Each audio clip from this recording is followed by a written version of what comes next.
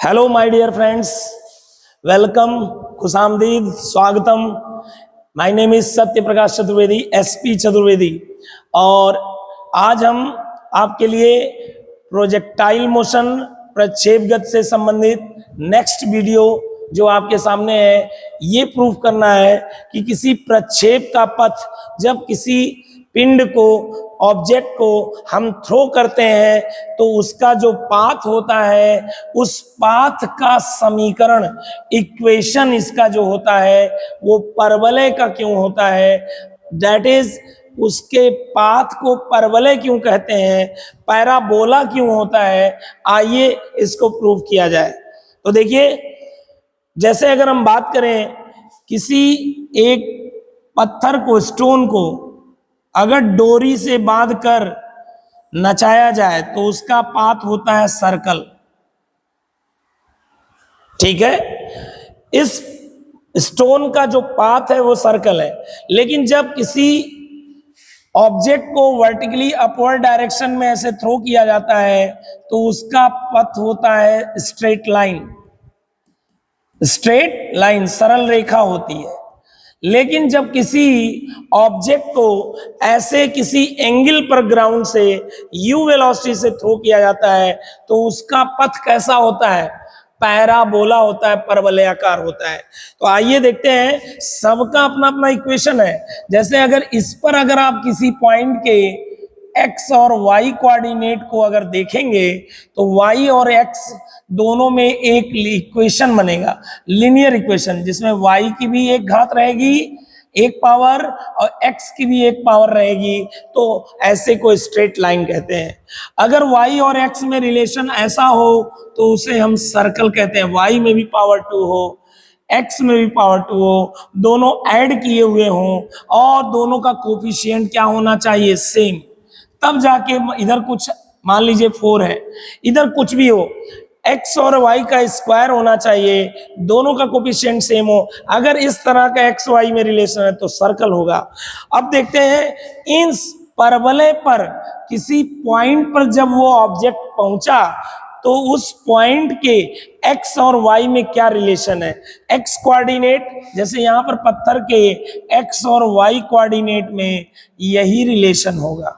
यहां पर किसी पॉइंट के x और y में ये रिलेशन होगा, यहां पर किसी पॉइंट के x और y में ये क्या रिलेशन होगा, आइए देखते हैं। अच्छा, एक चीज आप ये जान लीजिए, जो परवलय होते हैं, परवलय इस शेप के होते हैं, ऐसे होता है या ऐसे होता है, या अपवर्ड पैराबोला होता है या डाउनवर्ड पैराबोला होता है। और परवलय के x और y में ये रिलेशन होता है, x की पावर 1 रहेगी, y की पावर 2 रहेगी, x की पावर 1 रहेगी, y की पावर कितनी रहेगी दोस्तों, 2 रहेगी। y की पावर 1 होगी अगर तो x की पावर 2 हो जाएगी। मतलब x की या तो पावर 2 हो, y की पावर 1 हो, y की पावर 2 हो तो x की पावर 1 हो। ये किसका इक्वेशन होता है, परवलय का। आज हमें साबित करना है कि इस पत्थर का जो पाथ है, जो प्रोजेक्टाइल है उसका पाथ है, उस पे किसी बिंदु पर अगर आप हैं, उस पे किसी भी बिंदु पर, तो वो ऐसा रिलेशन इनमें से कोई एक आना चाहिए। समझ गए, x और y में इनमें से कोई एक रिलेशन आना चाहिए, तब आप बोल पाएंगे कि प्रक्षेप का जो पथ होता है वो प्रक्षेप परवलयाकार पथ पर मूव करता है। आइए प्रूव किया जाए।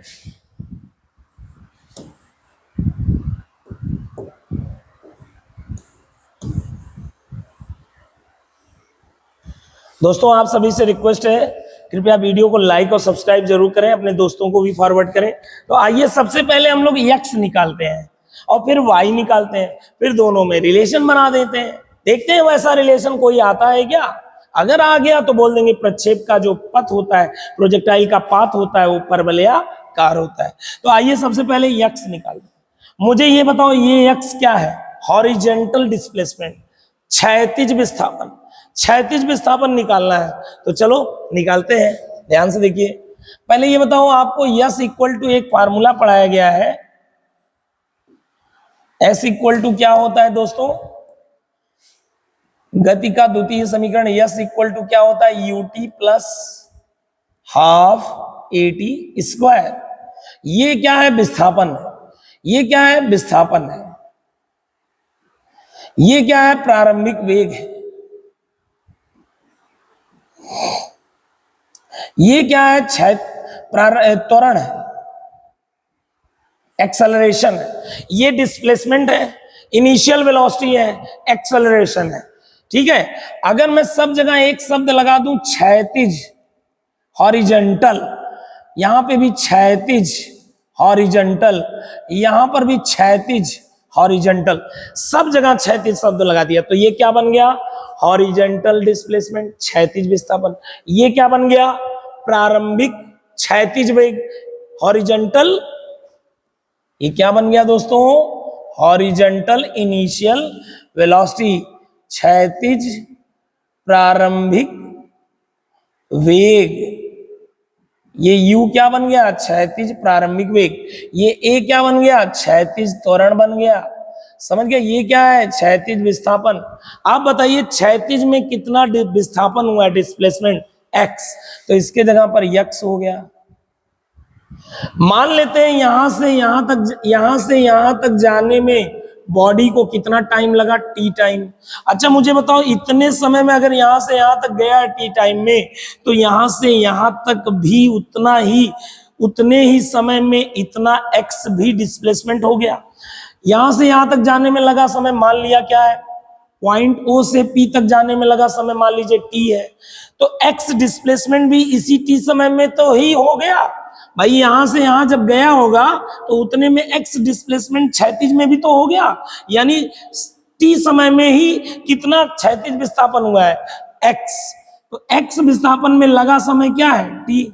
अच्छा, इसी t समय में इतना यानी y ऊर्ध्वाधर विस्थापन भी हो गया, तो इस ऊर्ध्वाधर विस्थापन y में भी लगा समय क्या होगा? t। कहने का मतलब जितने समय में वो यहां से यहां गया, उतने ही समय t में इतना रेंग गया, ऐसे x, उतने ही समय t में इतना चढ़ भी गया। y विस्थापन ऊर्ध्वाधर विस्थापन में भी लगा समय t, क्षैतिज विस्थापन x में भी लगा समय t। आ गया समझ में? अगर यहां से यहां तक का समय t है, तो आइए तो अब बताते हैं। विस्थापन हो गया आपका x। प्रारंभिक क्षैतिज में क्या है? u का दो कंपोनेंट कर लीजिए, u cos theta, u sin theta. क्षैतिज में क्या है? u cos theta. क्षैतिज वेग आपका क्या होगा? u cos theta. टाइम आपने क्या माना? यहां से यहां तक विस्थापन x विस्थापन होने में लगा समय t प्लस हाफ। क्षैतिज में कोई त्वरण होता ही नहीं, जो भी त्वरण होता है वो क्या होता है? ऊर्ध्वाधर दिशा में, और कितना होता है? g होता है।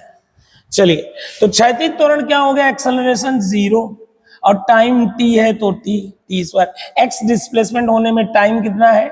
t है, तो t यहाँ t की जगह t ही रहेगा।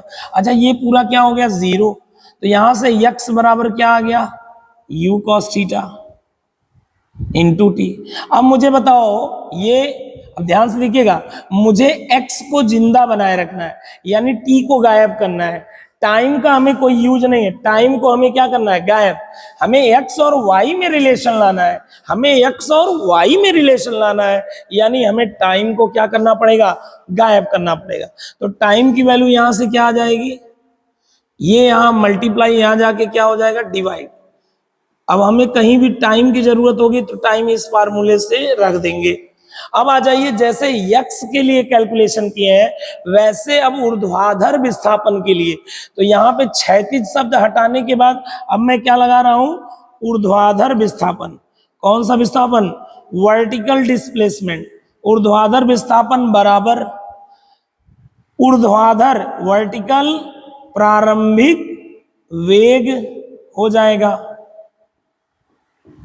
Into time plus half. यहां क्षैतिज त्वरण की जगह ऊर्ध्वाधर त्वरण, ऊर्ध्व त्वरण इनटू टाइम स्क्वायर। अच्छा मुझे ये बताइए, ऊर्ध्व विस्थापन कितना हुआ है उस बिंदु तक पहुंचने में? क्षैतिज में तो x हुआ है, ऊर्ध्व में कितना हुआ है? y। तो ऊर्ध्व विस्थापन y हो गया प्लस y, ऊपर की ओर है विस्थापन प्लस y। मान लेते हैं ये डायरेक्शन प्लस है और ये डायरेक्शन क्या है? माइनस। चलिए वेक्टर के लिए विस्थापन वेक्टर क्वांटिटी है, ऊर्ध्व विस्थापन प्लस वाई, ऊर्ध्व प्रारंभिक वेग ऊपर की ओर है u sin theta plus u sin theta, तो यहां पे हो गया प्लस u sin थीटा। मुझे बताओ इस y में कितना समय लगा यहां से विस्थापन y ऊर्ध्वाधर होने में, y ऊर्ध्वाधर विस्थापन में उतना ही समय लगा जितना क्षैतिज विस्थापन x में लगा था, हॉरिजॉन्टल डिस्प्लेसमेंट x में कितना टाइम माने थे t, x में कितना टाइम माने थे t, y में भी वही समय तो वही रहेगा प्लस हाफ। ऊर्ध्व त्वरण नीचे की ओर है, नीचे के लिए माइनस जी इंटू टाइम का स्क्वायर। आओ अब मुझे बताओ ध्यान से देखो ये y बराबर क्या बन गया u sin theta into t की वैल्यू रख ही दो, t की वैल्यू क्या है, t गायब करना है हमें, x और y में रिलेशन चाहिए, t के जगह पर x by u cos theta, t के जगह x बाई क्या हो गया u cos थीटा, प्लस की माइनस आएगा क्योंकि प्लस इंटू माइनस क्या हो गया माइनस g/2 और t का स्क्वायर कर दीजिए, t क्या है ये, तो ये रख दीजिए, t के जगह पर क्या रख दीजिए x/u cos थीटा और t का स्क्वायर हो गया। समझ गए आप? तो यहां से y बराबर क्या आ जाएगा, y बराबर क्या आ जाएगा, u से u क्या हो गया cancel, x tan theta sine theta अपन cos थीटा क्या हो जाएगा tan थीटा, तो x tan theta minus g into x का स्क्वायर, g इंटू एक्स का स्क्वायर, नीचे आ जाओ 2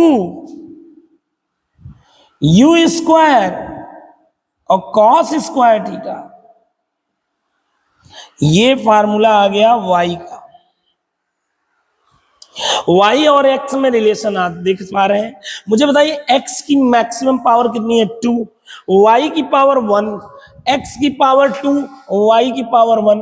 बताओ ये वाला पैराबोला है कि नहीं, यही वाला पैराबोला है, x की पावर 2 y की पावर 1। अगर ये वाला पैराबोला है तो डाउनवर्ड पैराबोला होगा, देखिए है भी। तो यानी ये किसका इक्वेशन है लिखना पड़ेगा, जो कि किसका इक्वेशन है, it is equation of parabola, जो कि किसका समीकरण है, परवलय का समीकरण है, इक्वेशन ऑफ पैराबोला है। अतः प्रक्षेप का पथ यहीं से साबित हो गया कि प्रक्षेप जब भी चलेगा तो उसके x और y परवलय के समीकरण से कनेक्ट रहेंगे, यानी प्रक्षेप का जो पथ होता है, प्रक्षेप का, इसीलिए लिख देना एग्जाम में, प्रक्षेप का पथ क्या होता है, परवलयाकार होता है। आ गया होगा बात समझ में आपको दोस्तों। अब हम लोग मिलेंगे नेक्स्ट वीडियो में, और नेक्स्ट वीडियो में इस चैप्टर के फाइनल जो इंपॉर्टेंट क्वेश्चंस बचे हुए हैं, काफी क्वेश्चन तो करा ही दिए हैं मैंने, जो कुछ क्वेश्चन बचे हैं वो नेक्स्ट वीडियो में देखेंगे। बहुत बहुत धन्यवाद दोस्तों वीडियो में बने रहने के लिए, थैंक यू सो मच।